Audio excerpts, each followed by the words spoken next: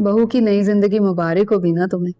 खैर मुबारक, तुम्हें भी बहुत बहुत मुबारक हो। पता है असल मुबारकबाद की मुस्तहिक तुम हो। इतना कुछ होने के बावजूद तुमने इतनी मोहब्बत और तवज्जो से उसका इलाज किया कि वो कोमे से बाहर आ गई। अल्हम्दुलिल्लाह। वरना उसकी माँ ने तो हमें बदनाम करने की पूरी कोशिश की थी। ठीक कह रही हो तुम, और मैं अकेली शायद हमाद भाई को उनके उस फैसले से कभी भी रोक ना पाती। वो तो वलीद और मुराद डट गए कि दानिया का इलाज इसी क्लिनिक से होगा, तब जाके हमाद भाई ने अपना फैसला बदला। जानती हूँ, और शायद इसी बात का बदला ले रहे हैं वो मुझसे। उनको लगता है कि दानिया की तबीयत की जिम्मेदार मैं हूं। तो क्या तुम नहीं हो? कहीं ना कहीं हूं, मानती हूं मैं, लेकिन उसकी मुकम्मल जिम्मेदारी मुझ पर तो नहीं डाली जा सकती। ठीक कह रही हो तुम, लेकिन अगर अब उसे कुछ हुआ ना तो सारी की सारी जिम्मेदारी तुम्हारे सर पे आ पड़ेगी। इसलिए अपनी बहू का बहुत ख्याल रखना। एक बात और भी ना, अभी उसे किसी बच्चे की उम्मीद मत रखना,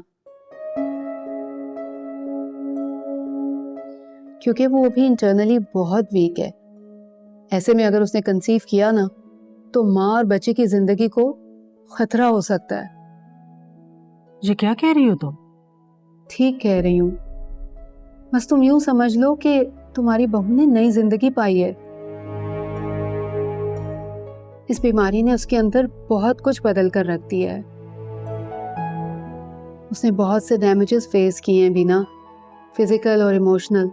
इसलिए उसे कुछ वक्त दो, इतना कि वो खुद से अपनी फैमिली प्लान करने के बारे में सोचे।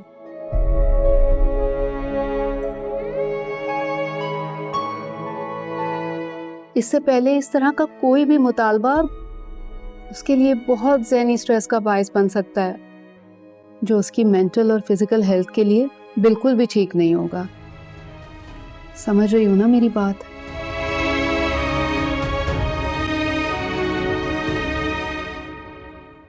दानिया बेटी, आप जल्दी से ठीक होकर घर आ जाएं। आपके बिना घर बहुत सूना सूना लगता है। ना कोई हंसता है, ना कोई बोलता है, सब खामोश खामोश रहते हैं।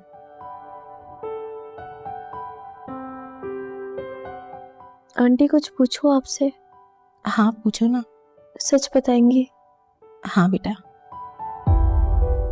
मुझे क्या हुआ था?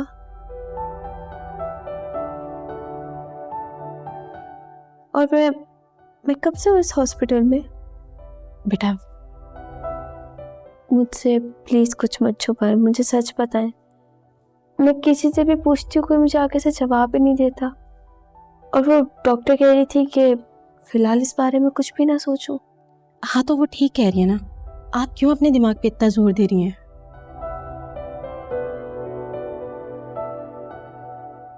मेरे तो घर में से भी कोई मुझसे मिलने नहीं आया, ना अब्बू ना भैया।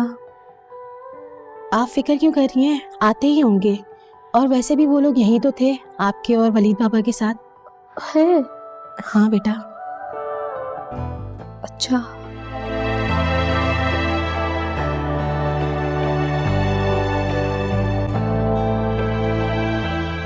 यार ये फरा कहाँ रहा है भाई? अब तक तो इसे बाहर नहीं आ जाना चाहिए था क्लासरूम से। मैडम अभी तक पेपर दे रही है, बहुत ज्यादा लेंदी पेपर है, पता नहीं क्या लिख रही है ऐसे पेपर में। सही कह रही हो, ऐसे बैक टू बैक शीट्स पढ़ते जा रही थी यार। मुझे तो लग रहा है उसने पूरी किताब ही छाप दी पेपर में। हाँ मे बी। कैसा गया पेपर तुम लोगों का? बेटा तुम हमारी छोड़ो, तुम अपनी बताओ, क्या लिख रही थी, क्या छाप रही थी ऐसा? यही समझो, सब छाप लिया कसम से। क्या मतलब, तुमने चीटिंग की है? और कैसे? बाप बड़ा ना भैया, सबसे बड़ा रुपया।